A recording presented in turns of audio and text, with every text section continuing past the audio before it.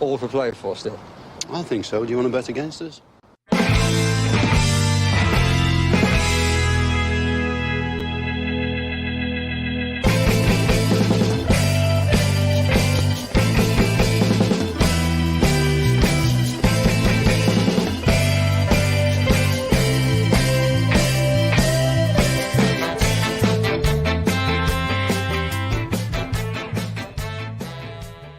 Hello, Aston Villa fans, and welcome to For the Love of Paul McGrath podcast in what I am terming as the most important game in Aston Villa's history since the start of the season.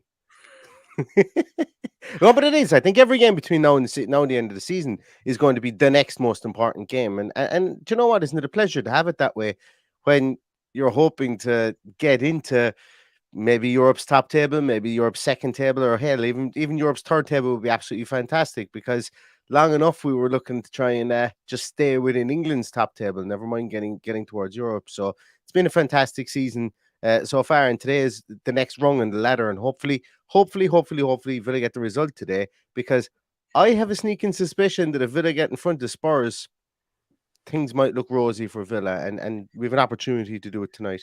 Well, look, let's not get too carried away. It is the most important game of the season so far, as was Saturday when it came around. Yeah. And it's as important as the Wolves game, the Spurs game, the Brighton game that's coming ahead, because they're the ones that we're going to be expected to get something from. I'm not expecting something from the weekend. If it comes, great. If it doesn't, I won't be losing any sleep over it. If we lose tonight, I will lose sleep over it. There's nothing surer. I'm going to watch the game in the pub with the Limerick Lions, but I may change my mind about drinking. I wasn't going to have a drink, but I might change my mind if we don't get the win tonight. But yes, it is. It's vital. It's vital 3 points. It knocks Fulham completely out of the reckoning from what I can see, and it just puts us one step forward. And look, I'd snap your hand. If you can tell me now we can have 7th, I'd snap your hands off. That's the way I am. I'm not begging for Champions League or Europa League or whatever it is. What will be. I just want us to finish in European spots now. I'm exactly like that as well, Paddy. I think tonight is the one. Tonight is an eliminator. That's what I think I called it that in the show notes as well on YouTube. Tonight is the European eliminator. You know, we beat Fulham, we knocked them out of European contention, barring they go on a miraculous run. We knocked them out of European contention. We also leapfrog Spurs. Spurs have to play United tomorrow. I don't know who wins that game. You know, I genuinely don't. And it's yeah. So like that's what I meant by when I said that every game from here on in is the most important game of Villa's history since the start of the season. And that's the way it's going to be, because you know it's like to get to where we are now, it's been an incremental piece. It's like win the next game. And I know there was a time period there, Paddy, before we went over, where we were talking about, geez, we could have 9 points in a week. But now it's a case of let's have 3 points in 90 minutes. Let's have 3 points in 90 minutes, and let's take it incrementally like that, like the old adage of how do you eat an elephant one bite at a time. We've been doing that up until now. And now we have to eat it in smaller parcels. And we did have that week where we wanted the 9 points, and that was the most defining week of the season, as long as we don't fuck up the rest of it. So we've made that statement by getting those 9 points on the board and eliminating an awful lot of people and pushing ourselves ahead. So it's just about staying ahead now, getting the points on the board, and staying in pole position to get into one of the European places. John asked there in the comments, before I forget, where do we watch the games? In Limerick, Phil Flannery's pub in Denmark Street. Not for every game. Check out the Munster Lions on Twitter or Facebook, and the guys will tell you where we'll be. Are you inside in Phil Flannery's now? Lovely pub. Phil's looked after, no matter what sport goes on in Limerick, Phil has looked after them at some stage in Phil Flannery's pub. So the reason we're calling it Phil Flannery's is there's like about 9 different pubs in Limerick called Flannery's. So you have to determine it by depending on who you want to meet, you tell them you're going to Flannery's and then tell them you're in the wrong one. Exactly, yeah. Although I made the massive mistake of organising a stag in Limerick one time for people who weren't from Limerick, but obviously I was from Limerick, and I said, we'll go to Flannery's pub. And of course they arrived onto the hotel, and I was coming in from where I was staying because there's no need for me to be in the hotel. And I was in a Flannery's, and they were dotted around in different Flannery's around the city. And so it was an interesting night it was like herding cats. But anyway, less about that and more about the game tonight.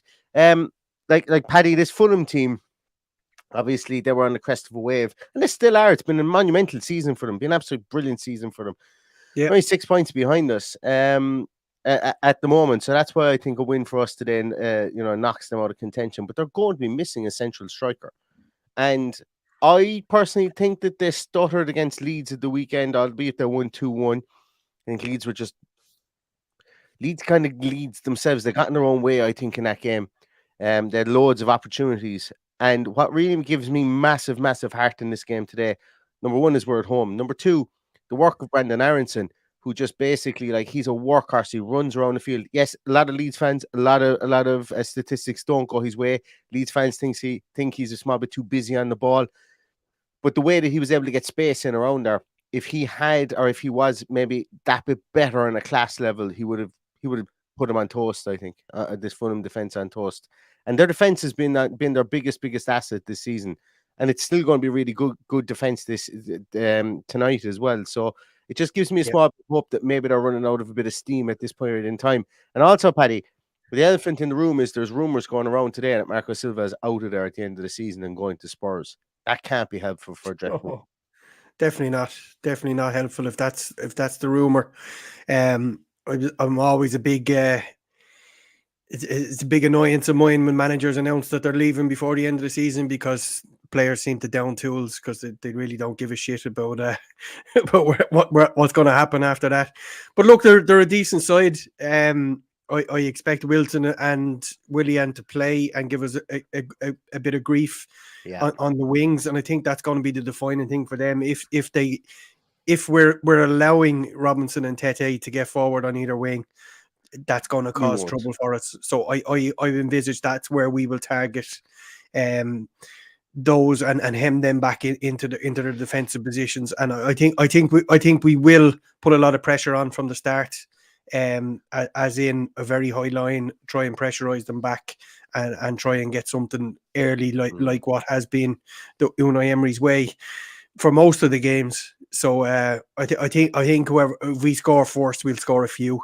If we're let's say if we're, what's the word I'm looking for, frustrated like we were at the weekend, we could end up in a similar situation.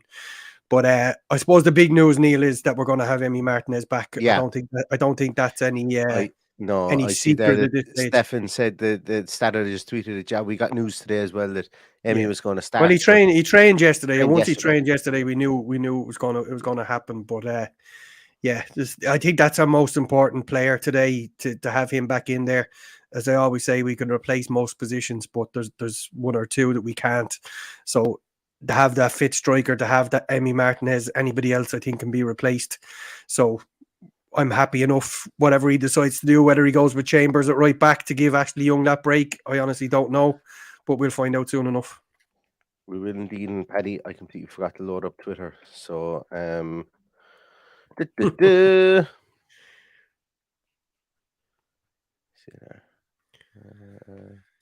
Aston Villa are paying the €1,600 or £1,600 a month for the verified official organisation. I wonder will they put us on for the 60 quid a month on Twitter to be an affiliate of the club. That'd be interesting. I'll pay it myself. Like, it's grand. I don't really mind, but nah, not for me. Yeah, so I think we're going to have a team any moment. It's gone 45, and we do have a team. Let me just share up the screen here. Aston Villa official Twitter. We have a team, and there he is, like a fighter. The big man is there. Oh no, he's holding on to his shirt that was there. What kind of a fist is that on his left hand? Because it looks weird, but he's holding up the shirt. So we have Martinez, Young, Konza, Mings, Alex Moreno, McGinn, Dendonker, Douglas Luiz, Ramsey, Buendia, Watkins, Olsen, Sinisato, Diego Carlos, Traore, Chambers, Duran, Dina, Revan, and Tommy O'Reilly. I was going to say same team, same subs, but Tommy O'Reilly comes in there to make it different at the on the bench. But personally, I thought there might have been a Ashley Young shape change. Can you not add that to the screen? No. Oh, did I not add it to the screen? Oh, sorry. I thought I had it up there. Oh, I did. I just never clicked on share. Yeah. So look, there we go. I was worried about this team tonight because you wouldn't know how anyone with any kind of virus or bug would react in the space of 3 days. But thankfully, he appears to be back to full fitness, and I make no apologies for saying even if he's at 80%, I'd rather see him in there. So we have the strongest team that we could expect, I think. Mm-hmm. I think so too. I don't see any glaring omissions there on the bench or anything like that. Great to see Tommy O'Reilly back involved as well. Not that we'll probably see him playing at all unless we go 4 or 5-0 up, I would imagine. But great to see him in around the team. Obviously, with what we're chasing, it's not the time to be blooding young lads in there. No. Look, hey, 4-0 up is the time to maybe blood lads. But we saw that against Newcastle, 3-0 up. And Unai Emery took the chance to bring on Chambers as at right back and no John Duran. So not saying that we're going to be 3 or 4-0 up in this game at all, but I'm just saying, we were talking about blood and young fellas. That's probably the only chance we get to see it. But look, I suppose the positive is, like, there's a lot of, obviously it's all positive. Don't get me wrong. I mean, Martinez is in there. But if I was to play devil's advocate for a minute, could we say that this team has trotted a long furrow over the last 2.5 months, It's been more or less unchanged, albeit for Cash maybe coming in some instances. Yes, we had Kamara come back for one half of football. Then Donker has come in there and Bailey is out of the team or whatever. But like, they're only just minor kind of changes. The core element of this team has trotted a long furrow over the last 2.5 months. Do we think that could be a downfall, maybe, Paddy, or is the fact that Unai Emery's system is so much based on communication, it's based on cohesion, it's based on togetherness, that the fact that they're playing together and together and together is actually more of a positive? Because I know what side of bread I don't know what side my bread is buttered on, but I'm just playing devil's advocate for the moment here. Oh yeah, well, 100%. The most important word you used there was togetherness. That seems to be what he's instilling in this team. The only time since he took over, I saw a bit of fear was at the weekend. I thought we retreated into ourselves in the second half, and we struggled to cope with the fear that was behind us. That, when you've got such a huge figure of Emi Martinez and such an imposing figure, it's great to have him behind you. So when that changes, it changes everything. The same way we'd worry if we didn't have Ollie Watkins, if we didn't have the person who's putting the most of the balls in the back of the net. Yeah, and that could go for a number of players across the team. I'm happy he's gone with Moreno again, because I think he's a useful weapon to have. It also gives him the option to bring Luca Dean on again and give him a rest for the weekend if needs be. Hopefully that will be the case. That's what I'm hoping for.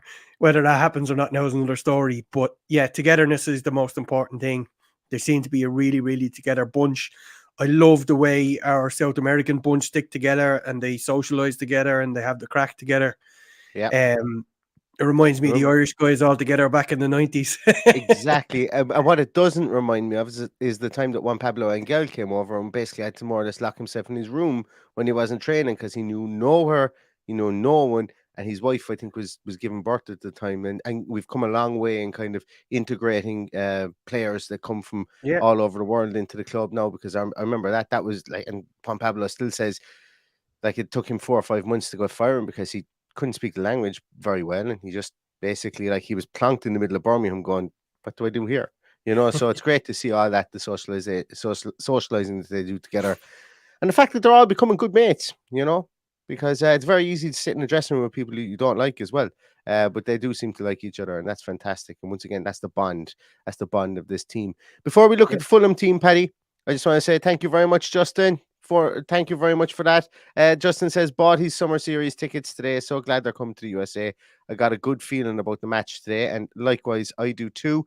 Matthew Long, thank you as well so much. Really, really appreciate that. And Matthew says, no more injuries, please, as we're not deep. I agree with that. We've been very lucky. But then again, we have to thank the support staff that Aston Villa have around Bodymore Heath as well. They've got these players in tip-top condition, and it's it's testament to, I suppose, the loading that they do on these players with their muscles and stuff like that, that they don't get these they don't get injuries. And I'm touching all the wood that I possibly have here in my office that continues tonight as well. Lot of Tony Daly talking in the chat there as well. We love Tony Daly. We've had him on here as well. And while he's not going to be sitting in Paddy's seat tonight, because sometimes he does sit in his seat in the Holt End, I want to say a very, very best of luck to Jonathan Fairless, who's going to be sitting there tonight.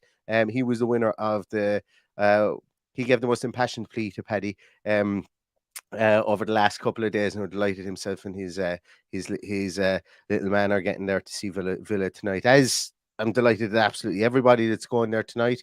Villa Park under lights, although it probably won't be that many lights tonight, but Villa Park under lights is going to be is always a very, very special occasion. So best of luck if there's anybody watching this that are in the stadium as well tonight. A couple of other little chats there as well. Richard Edwards getting in his score prediction early. We're not there yet for this, but I'll still read it out. 2-0 Watkins and Duran off the bench. Kieran O'Callaghan has another score prediction in there. 3-1 Ollie Watkins first goal. Stick your mortgage on it.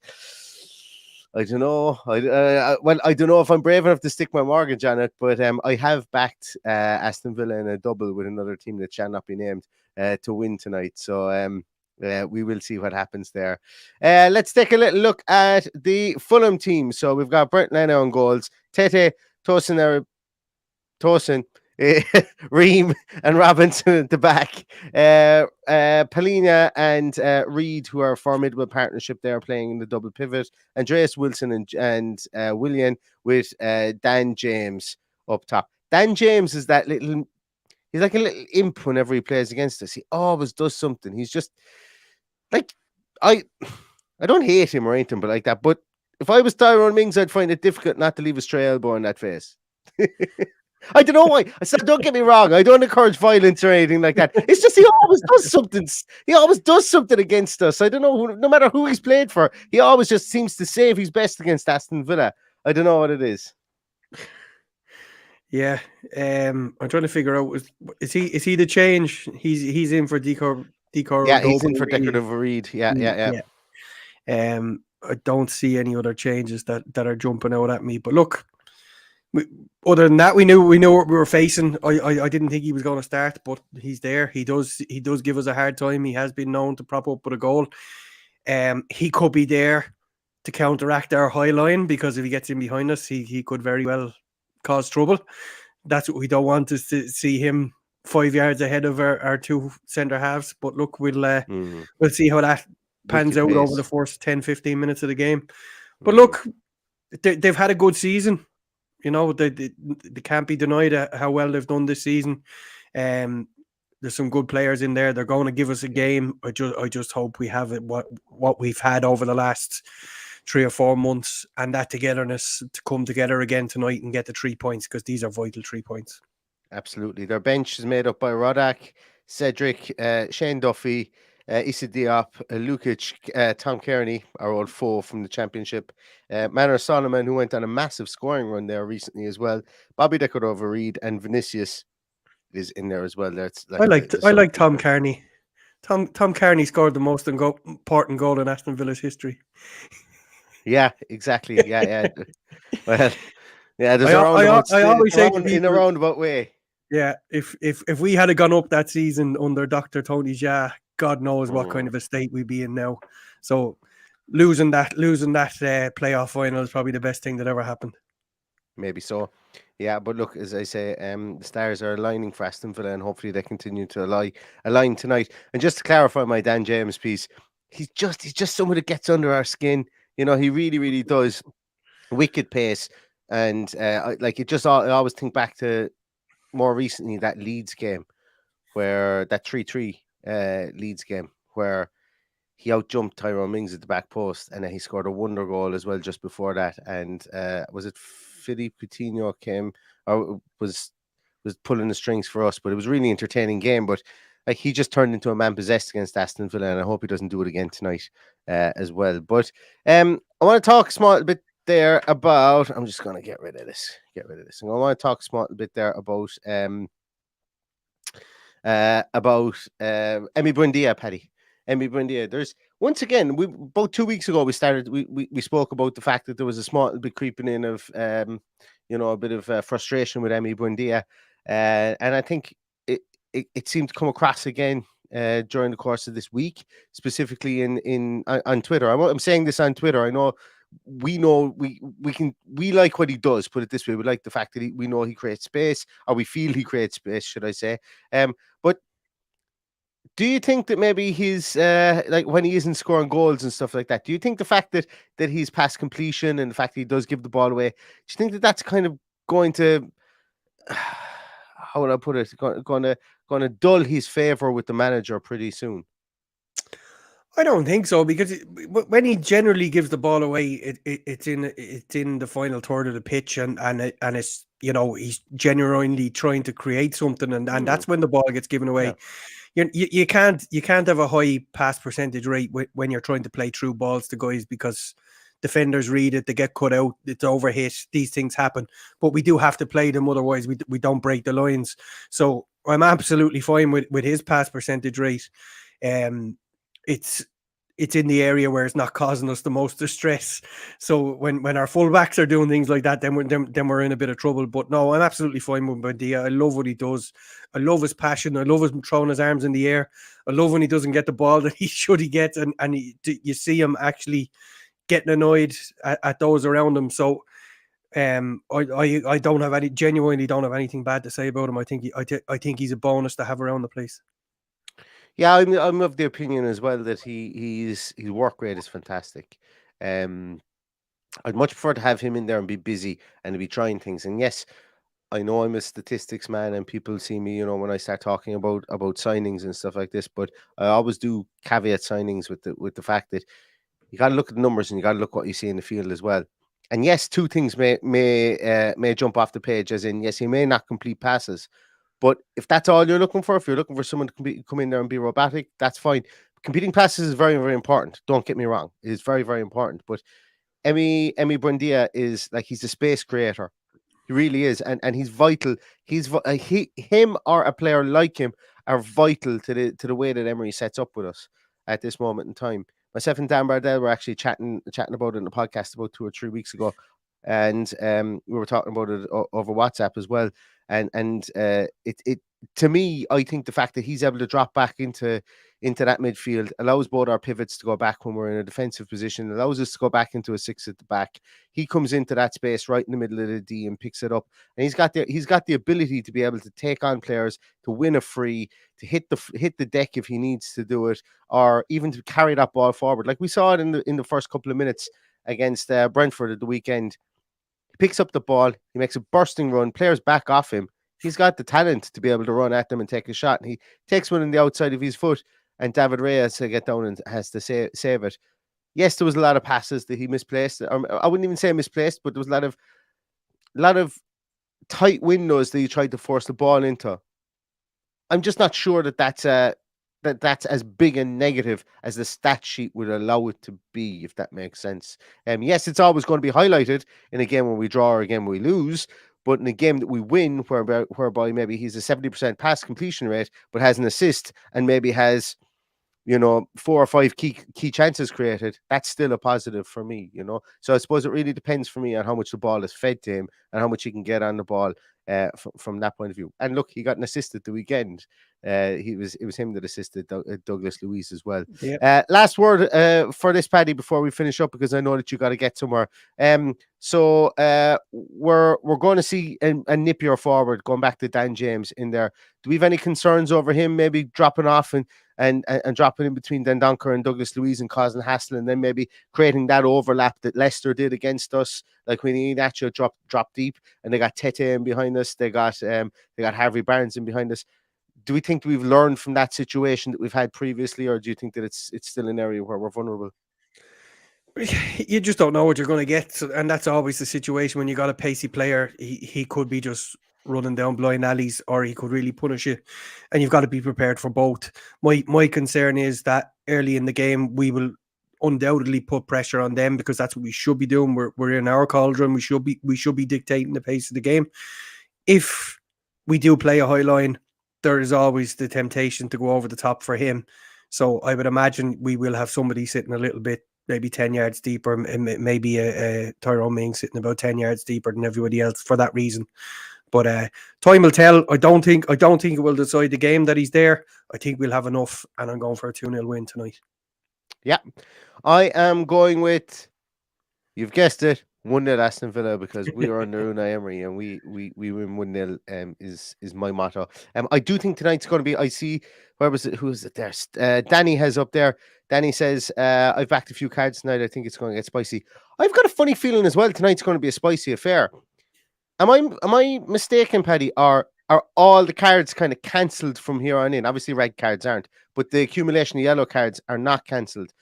I'd love to know, and I know AVFC Stato mightn't have. I was going to say he won't have this. We finished with it at the weekend, so Yes. that it doesn't matter now if you get 10 yellow cards, you don't get a suspension. I'd love to know from Brentford onwards. I'd love to know what the statistic is in this game when you clear the threshold. If they go nuclear with the amount of yellow cards, yeah. It's going. No, I said it's going to get spicy tonight. As in, it's going to get. It's just going to be a lot of freeze in this game. I think it would suit. I think it suits Everton as well to slow this game down. Brentford slowed the game down for us at the weekend, and see how it kind of went. They stood off us. They got back into a great defensive pattern, and I think if Fulham do that tonight, there could be cards in this game. I'm not sure Fulham have the capabilities of managing the game the way Brentford did. I think they're all about pace and piss and vinegar, as you say. I think that a high octane game will suit them. It might be up to us to slow that down. It might be up to us to make them fight for the ball, and it's going to make for an interesting first 15 minutes for sure. Excellent. Paddy, if you want to jump off there, because I know that you're caught for time, I can do the roundup of scores. So if you want to start popping your scores in below there, I'll try and get to them as quick as I can. Come on, Paddy. Chat to you later. Tell all the Flannerys I was looking for. Cheers. Good luck. See you later. So yeah, so this is it, guys. I think, as I said, I think Villa are going to win 1-0. I think it might be defensive goal again. Hey, listen. I'm not very original. I'm going with the same thing I've gone with for the last last 10 weeks, whereby it's 1-0 with a defensive goal. And look, it's going to come good at some stage. So we're going to start off here with Andrew. Andrew is 2-0 to the mighty Villa. Nicholas Foskett, good to see you, Nicholas. 4-0 statement win coming in. Brilliant. Darkside says 3-1. Bashik says 5-1. We're due a big one. The Holtender Rob says 2-0 to Villa is 8-1. AVFC RSAV says my son is at the game and he told me earlier it'll be 2-1 with Watkins and Buendia. My missus agrees with him on the score, and I am only going with 3-1. And I am going with 3-1, as you say. So 3-1. I'd love that.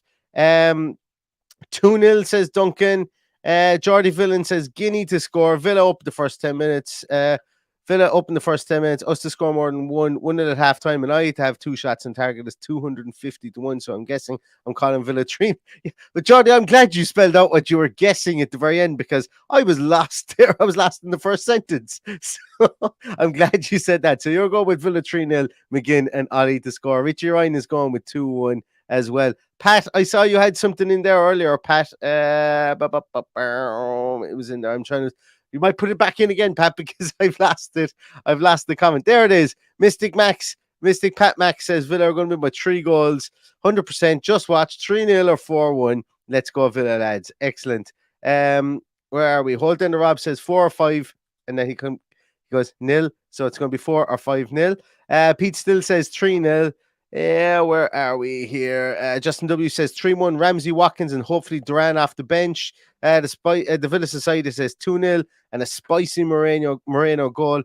Dan the man, I was going to say. Dan the man. Under Unai Emery, we've been unstoppable and going for a nice and handy 3-0 win. Emmy clean sheet, 100%. Rachel says 1-0 to Villa. Spencer says 2-0 to Villa. James Carr says 2-1 and Emmy and Meatball. Stato says 2-0 Villa. Richard Edwards says 2-0 Villa.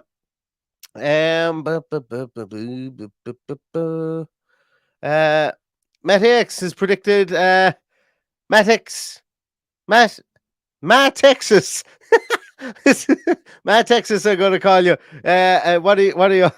I'm from Texas. Predicted top 8. Good stuff. Mighty Villain says 3-1. Watkins hat trick. Danny says 3-1 as well. Red card and a penno.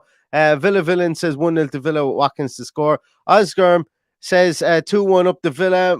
Michael says 2-1 McGinn and Buendia. Michael Parsons says 2-0 Villa. Silly One says 2-0 Villa. Ollie and MEB. Him Mail A says 4-2 with 4 different scores. Boom. Adam Phillips says 4-0. 2Cash66 says 2-0. Richie Ryan says 5-1 in 20 minutes. 5-1 into all right. You referencing the Spurs game at the weekend. It could be something like that. Pete Still says 3-0. Dougie from outside the box. Hans 575 says 1-0 Minks to score. Slancha says only the 23-0 tonight. It's tough game. John Steele says 2-0. Camera Baby says 2-0. Dan the Man says 5-0. He's after changing it. RA Venture 26 says 1-1 till late. 2 late goals makes it 3-1. And think they'll score first. Dusty says 3-0. Daryl Bogg says 3-1 to Villa. Watkins, McGinn, and Buendia. Pete Tandy says 2-0 to Villa. Carl Kennedy says Watkins hat-trick, 4-1 Buendia screamer. Fulham score early, Villa win 2-1. Jerry says Brendan Walsh. Jerry Garrity says 2-1 Villa. Stuart Richards says 3-0. Dave Pack says 3-0. And Pat Max says, smash those thumbs. I would implore you all to smash the thumbs up as well. And if you are not a subscriber of the podcast, please subscribe to it on YouTube and all the audio podcasts as well for your best delight, or for your best audio delight as well. Thank you so much, everybody, for that. Before we go, actually, I want to give a little shout out. I don't know, I forgot to ask a fella his name. Here in the little town in Galway that I live in, and I'm in exile in at the moment, I went in to get a sausage roll at the deli. And there was a lad behind the deli, and he said to me, he goes, are you the guy from the podcast? And I said, yeah, Jesus, I am. I didn't expect it at all. He said his dad watches, and I completely forgot to ask who his dad was, and I forgot to ask who he was. So if you are from the Oranmore or the greater Oranmore region, and your young fellow was behind the deli in the petrol station over near the train tracks in Oranmore, thank you so much. Really appreciate it. And I hope Villa win for you tonight. And I hope Villa win for every single person that's here as well in the stream tonight. And we will be back with a post-match podcast. I have a funny feeling that after I have about 6 or 7 more of those cans, and hopefully that'll be out of nerves, that the post-match podcast could be either feisty or it could be full of crack. But either way, join us on the final whistle, and we will see you then. But in the meantime, everybody, here's to an Aston Villa win. Villa versus Fulham, as I said, this is the most important game in Aston Villa's history since the start of the season, and I'm looking forward to it no end. So everybody get seated, get settled, whether you're in the ground, whether you're at home. I hope that you enjoy it, and I hope Aston Villa come out with a win. So stay safe, stay healthy, and until later on, all that's left to say is up the Villa!